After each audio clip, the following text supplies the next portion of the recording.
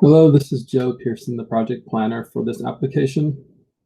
This is a request to the Planning Commission to approve a special use permit to allow for the True Hilton project located at 180 West Esplanade Drive. This project was filed by Marcus Frisco, who is the applicant for this project.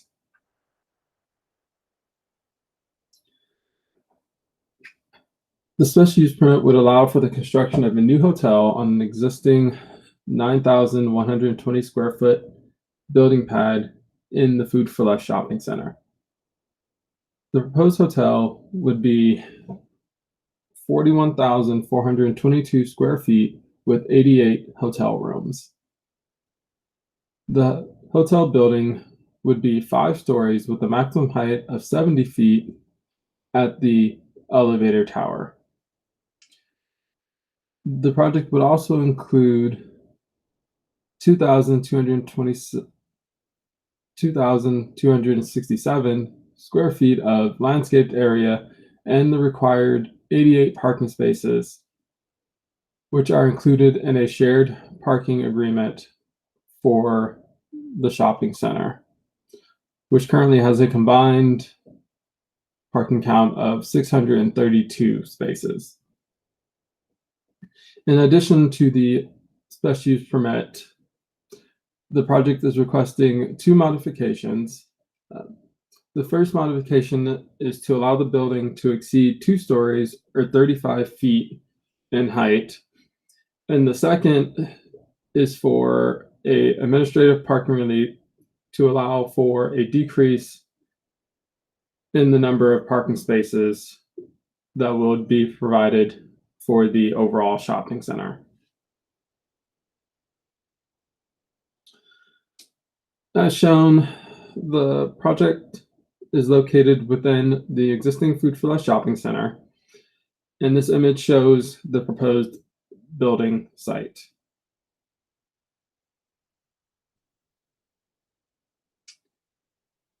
These images provide additional views of the project site from within the shopping center and adjacent streets.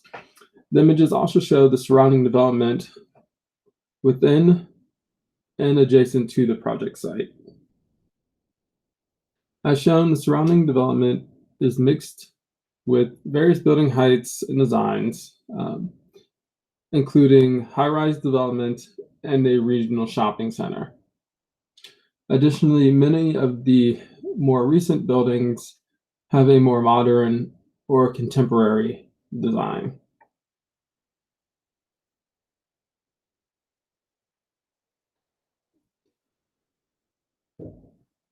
The project site is located within the existing shopping center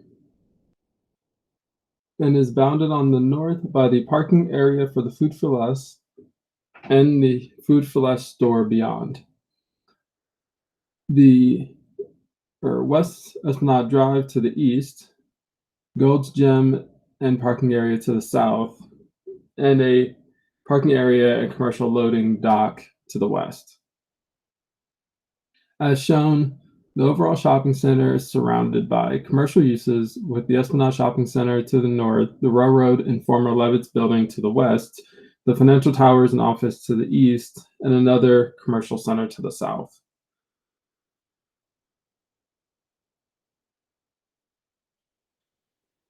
The general plan land use designation is commercial general, and the zoning designation is general commercial, or C2.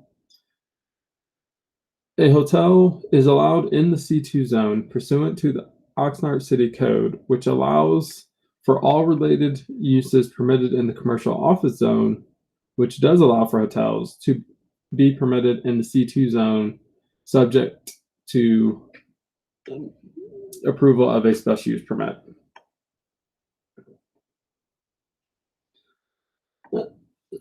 The first permits for the original shopping center were issued in 1963 through 1986. In 2012, City Council approved a special use permit for a planned development permit for the redevelopment of the shopping center. The approval allowed for the development of a new big box retail building, new gas station, and 2 new retail buildings, as well as the rehabilitation of 2 existing retail buildings. To date, the site has been developed with the exception of 2 new retail building pads which remain vacant. The proposed project will be located on the vacant building pad intended for the 9,120 square foot retail building.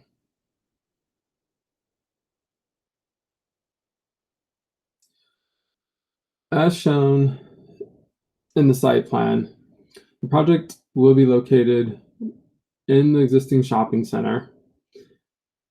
And as most of the site improvements were completed with the redevelopment of the shopping center, minimal site improvements are required for this project as shown.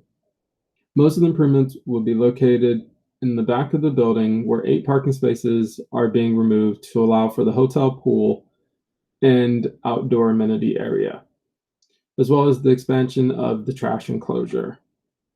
Access to this site will be provided off of Esplanade Drive and will be shared with the rest of the shopping center.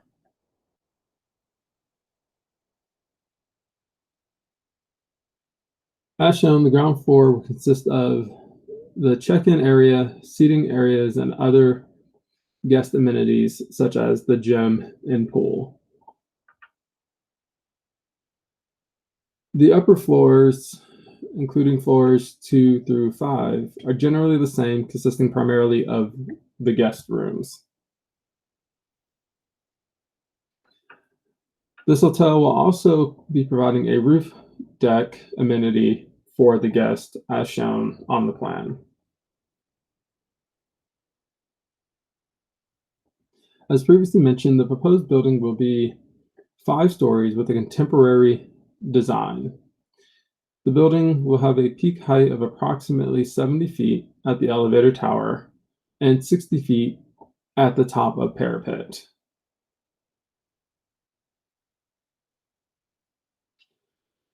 As detailed in the attachments to the staff report, the project is consistent with the policies of the city's general plan. The project is a infill development located along 2 commercial corridors. The project will also further the redevelopment efforts of the Food for Less shopping center, which began in 2012 with the approval of the planned development permit. The project will also be located on one of 2 remaining building pads originally approved under the planned development permit. The project will have a shared parking agreement with the rest of the shopping center. And per the provided study, adequate parking is being provided. This allows for providing parking based on the demand as opposed to strict standards, which ultimately allows for the most efficient use of the commercial land.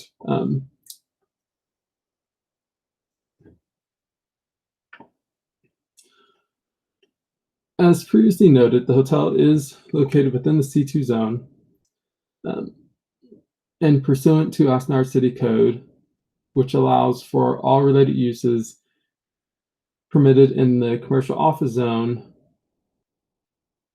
which again allows for hotels to be permitted in the C2 zone, subject to the approval of a special use permit and in compliance with the C2 development standards. As shown in the attachment to the staff report, the project is consistent with the standards of the C2 zone with the approval of 2 modifications. The first, again, is to allow for the building to exceed 2 stories or 35 feet in height, which per the code can be approved by the Planning Commission subject to the approval of a special use permit. The second is to allow for a reduction in the required parking for the overall shopping center from 792 spaces to 632 spaces.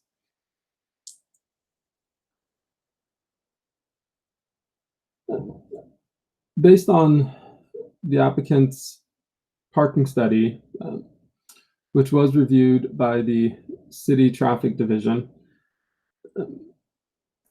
the memo used the parking analysis prepared for the site prior to the hotel development and the city's parking requirements for the hotel use itself. The memo conservatively assumes that the peak hotel demand will align with the peak demand for the overall shopping center.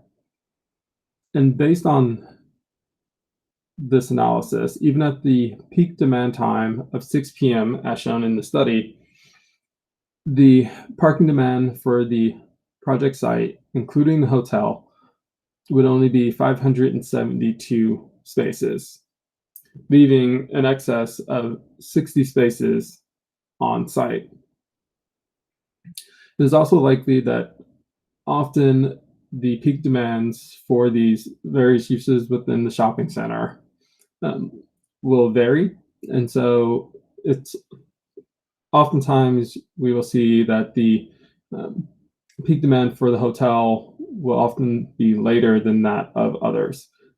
So it is unlikely that we would see the peak demands for each of these uses happening at the same time, with much of the peak demand for the hotel coming during the PM peak hour time.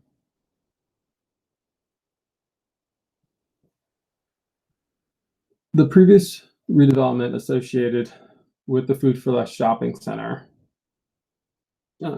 was analyzed through a mitigated negative declaration. Potential environmental impacts associated with that project were identified throughout the MND, along with applicable mitigation measures. This MND identified potentially significant impacts, which could be reduced to less than significant impacts with mitigation incorporated in the areas of air quality, cultural resources, geology and soils, and noise. No significant and unavoidable impacts were identified in the MND.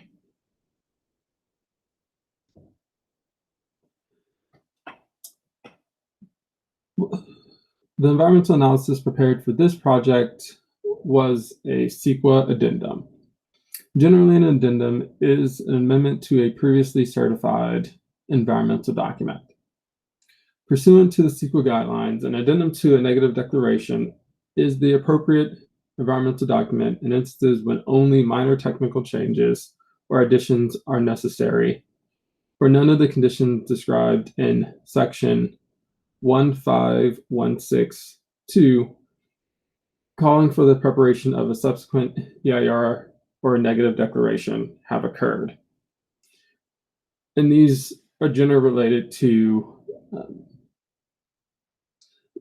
the creation of new significant impacts, or if there were new mitigation measures that could be implemented to reduce the significant impacts, and the applicant refuses to implement them, which neither of these situations have occurred on this project.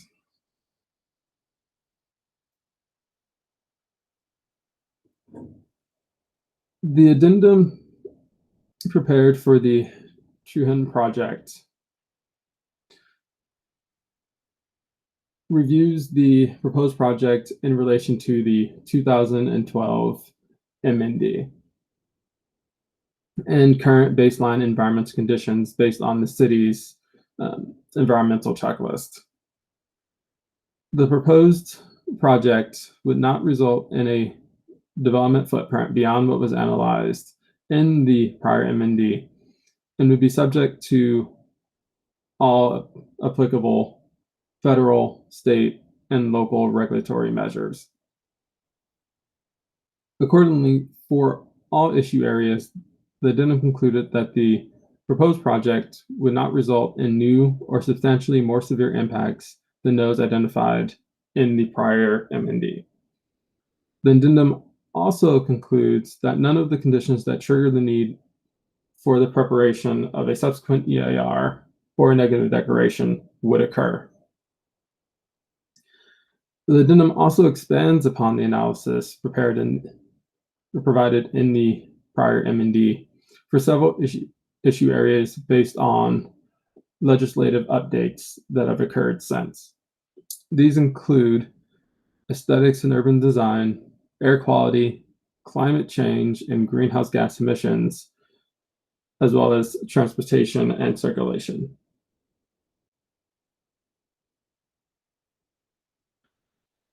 Given that the site is already mostly developed, the scope of the development's construction impacts are limited to the existing building pad and its immediate surroundings. While there were some increases in construction-related impacts due to the larger building, as identified in the addendum, the changes did not result in any new significant impacts based on the city's CEQA thresholds. Additionally, many of the impacts related to the operation of the proposed project were reduced, such as the impacts related to traffic based on the new VMT analysis.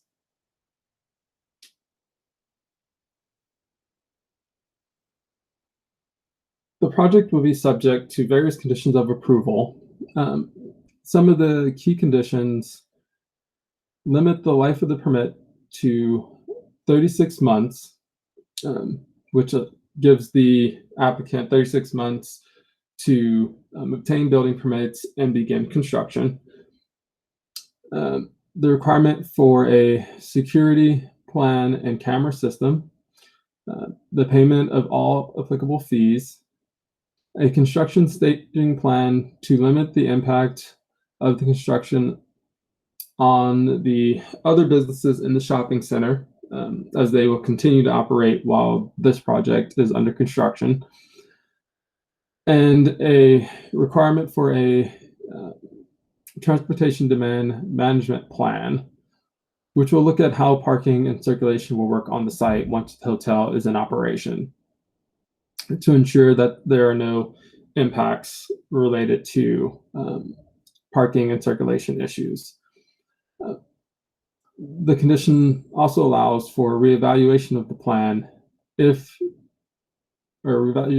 reevaluation of the plan by the city if issues arise.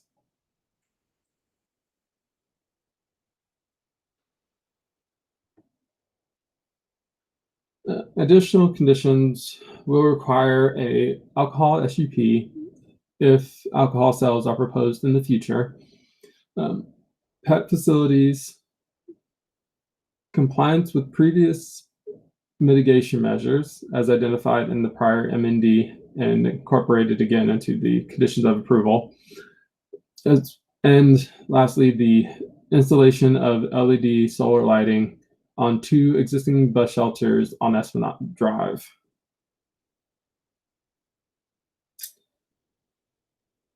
Notice of the Planning Commission hearing has been posted on the project site, provided in the local newspaper, and mailed to surrounding property owners. To date, no public comments have been received on this project.